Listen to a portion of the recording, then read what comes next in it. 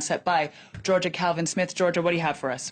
Well, Molly, rapper Weld El Kaz is handed another jail term in Tunisia after falling foul of the police once again with his songs. Also, Senegal's new Prime Minister has moved pretty quickly to name her new cabinet, and 2 French expats are roughed up in protests in Niamey. First up, Senegal's new Prime Minister is a rights activist with a reputation for a no-nonsense approach to corruption. Former Justice Minister Aminata Touré picked her new cabinet on Monday, just a day after being named as the replacement for her sacked predecessor.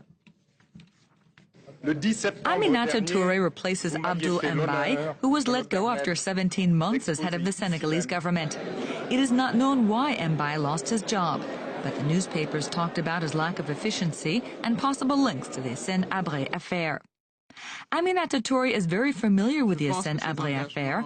As Justice Minister, she did everything possible to bring the former Chadian leader to justice and accused him of crimes against humanity. She also supervised tracking down allegedly illegally acquired goods by the leaders of the former government. She even had the former president's son, Karim Wade, arrested. This no-nonsense anti-corruption crusader is a woman of conviction, but the opposition views her nomination as a political move. I think that the president needed to answer the numerous requests made by activist members of his party to name a prime minister who is a member of their political party.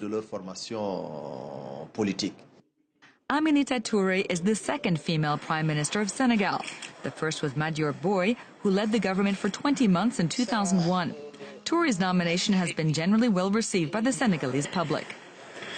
The most important thing is that the prime minister should be capable of meeting the needs of the Senegalese people.